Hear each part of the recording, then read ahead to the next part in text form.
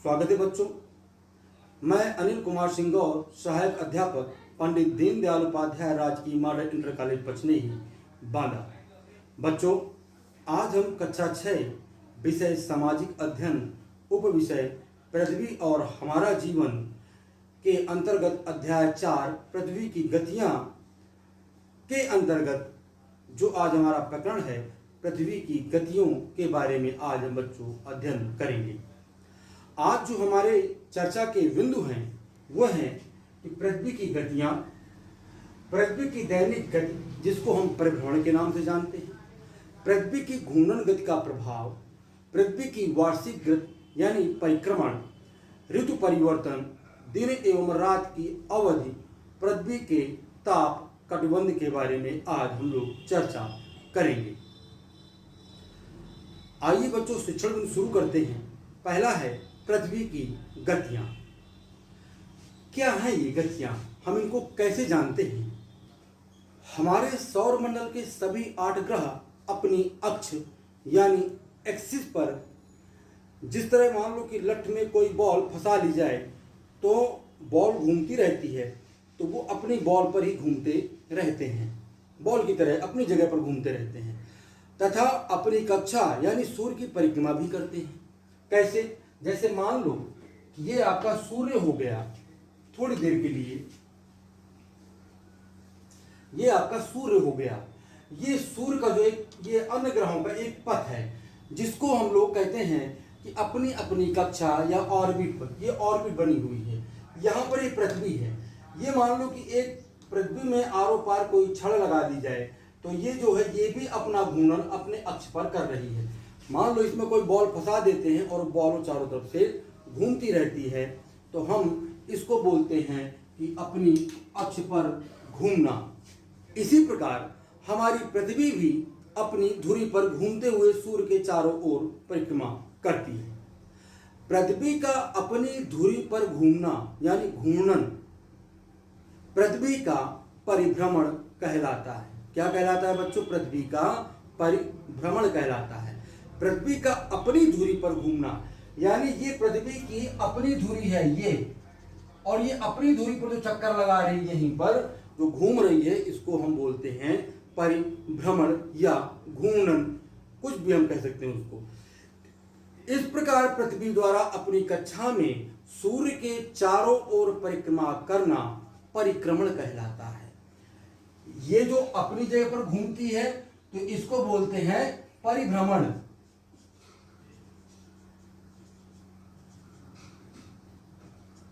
और जो ये सूर्य के चारों ओर चक्कर लग रहा है इसको बोलते हैं परिक्रमण। यानी पूरा चक्कर ये लगा देना, ये चक्कर पूरा करना, इस चक्कर को हम बोलेंगे परिक्रमण। परिभ्रमण अपने ही अक्ष पर घूमना, परिक्रमण जो एक ऑर्बिट बना है उस ऑर्बिट पर घूमना परिक्रमण कहलाता है।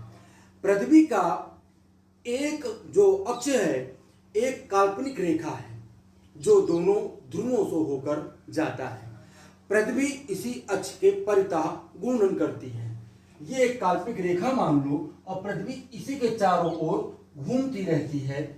हम इसको इस तरह से समझ सकते हैं कि मान लो कि कोई बॉल है, बॉल में आगे पीछे पूरा एक राउंड डाल दें आप और बॉल घुमाते रहे ऐसे करके, तो ये जो घूमना है परितः का मतलब होता है चारों ओर, मतलब वो एक चक्कर लगता रहता है तो पूरा एक चक्कर बन जाता है। पृथ्वी का जो अक्ष है उसकी कक्षा तल पर बने लंब से 23.5 डिग्री झुका हुआ है। ये जो अक्ष है ये मान लो लंब है बच्चों इसका, तो ये कितना झुका है? 23.5 डिग्री, इतना ये झुका हुआ है बच्चों। दूसरे शब्दों में पृथ्वी का अक्ष पृथ्वी के कक्षा तल से 66.5 डिग्री का कोण बनाता है। इस झुकाव को पृथ्वी के अक्ष का झुकाव यानी कि इसको हम अंग्रेजी में ट्रेसन कहते हैं। इस अक्ष के उत्तरी सिरे पर उत्तरी ध्रुव और दक्षिणी सिरे पर दक्षिणी ध्रुव। उत्तरी ध्रुव किधर रहेगा? ऊपर, और दक्षिणी ध्रुव नीचे, यानी कि उत्तरी और दक्षिणी ध्रुव। तो यहां पर ये हो गया आपका उत्तरी ध्रुव। और ये हो गया दक्षिणी ध्रुव। इस तरह से यहां पर ध्रुव का निर्माण बच्चों होता है। पृथ्वी की दैनिक गति यानी परिभ्रमण क्या होता है? पृथ्वी पश्चिम से पूर्व की ओर यानी पश्चिम दिशा से पूर्व दिशा की ओर घूमते हुए 24 घंटे में एक घूर्णन पूरा करती है। घूर्णन की इस समयावधि को एक पृथ्वी दिवस या अर्थ डे कहा जाता है। यह पृथ्वी की दैनिक गति है। इस गति के कारण ही दिन और रात होते हैं। सूर्य, चंद्रमा आदि आकाशीय पिंड पूर्व से पश्चिम यानी पृथ्वी के घूर्णन के विपरीत गति करते हुए दिखाई देते हैं। सच्चाई बच्चों यह है कि पृथ्वी गति करती है, न कि सूर्य। पृथ्वी की गति करने के कारण हमें यह महसूस होता है कि सूर्य गति कर रहा है। सूर्य पूर्व से निकलता है और पश्चिम की ओर जाता है विपरीत दिशा में, जबकि पृथ्वी किस तरह से गति कर रही होती है? पश्चिम से पूर्व दिशा की ओर। और हमें सूर्य कैसे दिखता है? पूर्व से पश्चिम की ओर। इसी कारण जो सूर्य और चंद्रमा है वो हमें ऐसा लगता है कि वो निकल रहे हैं और डूब रहे हैं। पृथ्वी सूर्य से प्रकाश एवं ऊष्मा प्राप्त करती है। पृथ्वी का आकार लगभग गोल है, लगभग गोल है। हम इसको गोल नहीं कहेंगे, जियोलाइट बोलते हैं इसको, ऊबड़ खाबड़। अगर हम गोल कह देंगे तो पृथ्वी गोल में बच्चों इस तरह से दिखेगी, जबकि पृथ्वी इस तरह की नहीं है।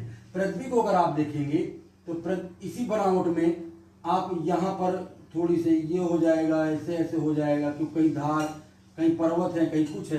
तो पृथ्वी जो है बच्चों वो जियोलाइड है, यानी इस तरह का उसका आकार है, लेकिन दूर से देखने के कारण वो हमें गोल महसूस होती है। इसीलिए एक समय में इसके आधे भाग में ही सूर्य का प्रकाश पड़ता है।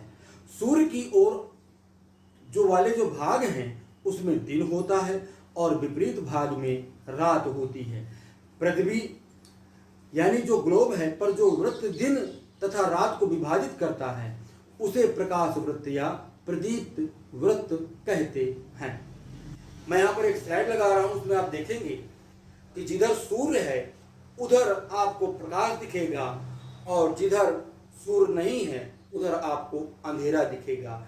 यही जो है पृथ्वी पर जो वृत्त दिन रात का विभाजित करता है, इसी को हम प्रकाश वृत्त कहते हैं। पृथ्वी की घूर्णन गति का प्रभाव क्या होता है? देखा जाए तो क्रमशः दिन और रात होते हैं। सूर्य, चंद्रमा आदि आकाशीय पिंड पूर्व दिशा से पश्चिम दिशा की ओर गति करते हुए प्रतीत होते हैं। यह पृथ्वी की घूर्णन गति का बच्चों प्रभाव है। अगला जो बिंदु है पृथ्वी की वार्षिक गति या परिक्रमण। पृथ्वी की वार्षिक गति के बारे में यदि हम देखें तो पृथ्वी अपनी धुरी पर घूमने के साथ साथ दीर्घ वृत्ताकार कक्षा में सूर्य के चारों ओर परिक्रमा भी करती है, यानी कि ये पूरा परिक्रमण करती है। यह परिक्रमण 365 1/4 दिन यानी कि 365 दिन और 6 घंटे में पूर्ण होता है। इसके पश्चात पृथ्वी की जो परिक्रमण, ये जो घूमने की जो 365 दिन और 6 घंटे में जो पृथ्वी घूम रही है, इसी को हम परिक्रमण गति कहते हैं। यह पृथ्वी की वार्षिक गति है। सामान्यतः एक वर्ष में 365 दिन होते हैं। प्रत्येक वर्ष के अतिरिक्त 6 घंटे हर चौथे वर्ष में एक अतिरिक्त दिन यानी 24 घंटा के रूप में जोड़ दिया जाता है। इसीलिए ये जो चौथा वर्ष होता है यह 366 दिन का होता है। इसे अधिवर्ष या लीप ईयर कहते हैं। अधिवर्ष में फरवरी माह 28 दिन के बजाय 29 दिन का होता है। ये जो हर 4 साल बाद आता है फरवरी, वो 29 दिन की होती है। बाकी जो आपके फरवरी में दिन होंगे वो 28 दिन होते हैं। पृथ्वी सूर्य के चारों ओर दीर्घवृत्ताकार पथ पर परिक्रमा करती है। पृथ्वी के अपने अक्ष पर 23.5 डिग्री झुके होने और सूर्य के चारों ओर चक्कर लगाने के कारण ऋतु परिवर्तन होता है। सूर्य से पृथ्वी की औसत दूरी लगभग 15 करोड़ किलोमीटर है, जो बदलती रहती है। 3 जनवरी को पृथ्वी सूर्य के सर्वाधिक निकट होती है। इस स्थिति को उपसौर कहते हैं। इसी प्रकार 4 जुलाई को पृथ्वी सूर्य से सर्वाधिक दूर होती है। इस स्थिति को अपसौर कहते हैं। यहाँ पर 2 शब्द आए, उपसौर और अपसौर। आपने अनुभव किया होगा कि प्रातः एवं सायंकाल की तुलना में दोपहर को सूर्य के प्रकाश एवं ऊष्मा की तीव्रता अधिक होती है। दोपहर में सूर्य की किरणें सीधी पड़ती हैं तथा प्रकाश कम क्षेत्र में फैलता है, इसलिए प्रकाश की तीव्रता अधिक होती है। इसी प्रकार प्रातः एवं सायंकाल में सूर्य की किरणें तिरछी पड़ती हैं तथा प्रकाश अधिक क्षेत्र में फैलता है, इसलिए इस प्रकाश की तीव्रता दोपहर की तुलना में बच्चों कम होती है। आप इसको एक टॉर्च के माध्यम से समझ सकते हैं, या फिर हम लोग जो एक सूक्ष्मदर्शी लेंस आया करता है, कभी कभी सूर्य के सामने लगा करके हम कागज जलाया करते हैं। प्रकाश केंद्रीकृत हो जाता है, बहुत छोटा सा स्पॉट बनता है, इसीलिए वो जो है कागज जल जाता है। इसीलिए दोपहर को जो है गर्मी हमें ज्यादा बच्चों महसूस होती है। इसके बाद हम देखते हैं कि पृथ्वी के अक्ष का जो झुकाव वर्ष भर एक ही ओर रहता है। पृथ्वी के अक्ष के झुकाव और सूर्य के चारों ओर परिक्रमा करने के कारण ही ऋतु परिवर्तन होता है। यदि पृथ्वी अपने अक्ष पर झुकी न होती तो परिक्रमण गति के बावजूद ऋतु परिवर्तन बच्चों नहीं होता। वर्ष भर दिन और रात समान अवधि यानी 12-12 घंटे के होते। अब अगला जो हमारा शिक्षा बिंदु है बच्चों, वो है ऋतु परिवर्तन। इसको समझते हैं। पृथ्वी के अपने अक्ष पर 23.5 डिग्री झुकी होने के कारण वर्ष भर सूर्य कर्क रेखा और मकर रेखा के मध्य गति करता प्रतीत होता है, अर्थात वह वर्ष के 6 माह उत्तरी गोलार्ध में और 6 माह दक्षिणी गोलार्ध में अत्यधिक सूर्यातप प्रदान करता है। 21 जून को सूर्य कर्क रेखा पर सीधा चमकता है। इस स्थिति को सूर्य का उत्तरायण होना या ग्रीष्म संक्रांति कहते हैं, समर सॉल्स्टिस। इस समय कर्क रेखा पर सर्वाधिक सूर्यातप होता है। उत्तरी गोलार्ध में आर्कटिक वृत्त के उत्तर पूरे भाग में दिन होता है। इसी प्रकार दक्षिण गोलार्ध में अंटार्कटिक वृत्त के दक्षिण पूरे भाग में रात होती है। इस समय उत्तरी गोलार्ध में ग्रीष्म ऋतु तथा दक्षिणी गोलार्ध में शीत ऋतु होती है। इसको आप एक इस चित्र के माध्यम से बच्चों समझ सकते हैं, जो मैं आपको स्लाइड में लगा रहा हूँ। यह जो ऋतु परिवर्तन होता है, यह कहीं ना कहीं इसी भ्रमण का परिणाम है। इसके विपरीत 22 दिसंबर को सूर्य मकर रेखा पर सीधा चमकता है। इस स्थिति को सूर्य का दक्षिणायन होना या मकर संक्रांति या शीत संक्रांति विंटर सॉल्स्टिस कहते हैं। विंटर सॉल्स्टिस में आप देखेंगे कि कैसे झुकाव हो गया 22 दिसंबर, ये डेट याद रखिएगा। इस समय मकर रेखा पर सर्वाधिक सूर्यातप प्राप्त होता है।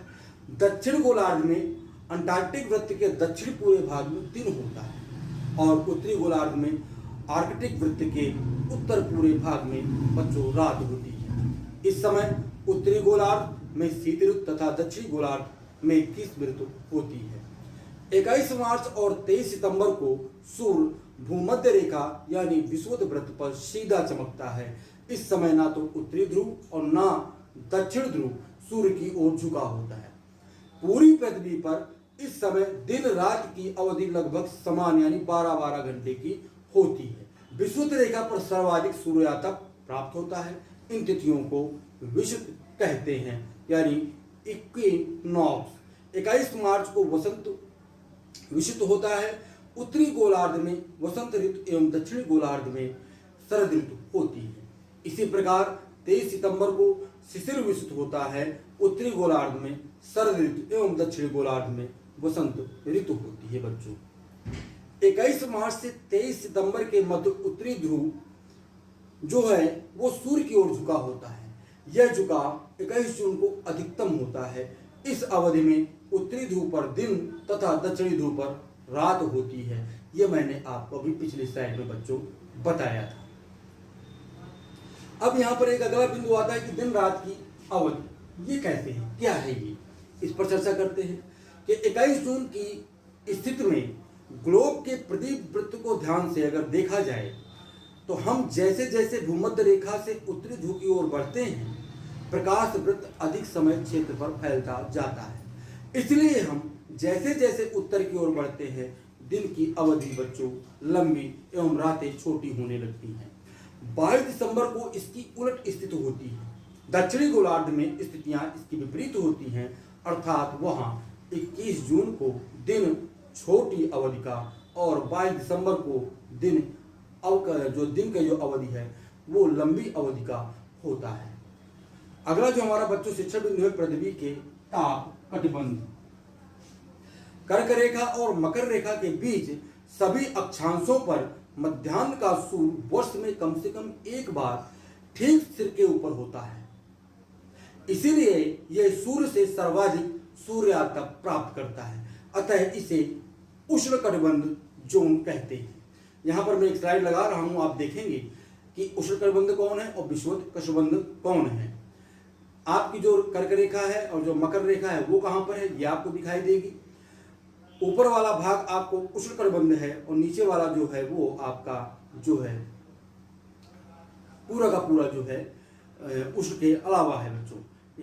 अब यहां पर थोड़ी सी और बात करते हैं कि कर्क रेखा के उत्तर और मकर रेखा के दक्षिण में मध्याह्न का सूर्य कभी भी सिर के ठीक ऊपर नहीं होता।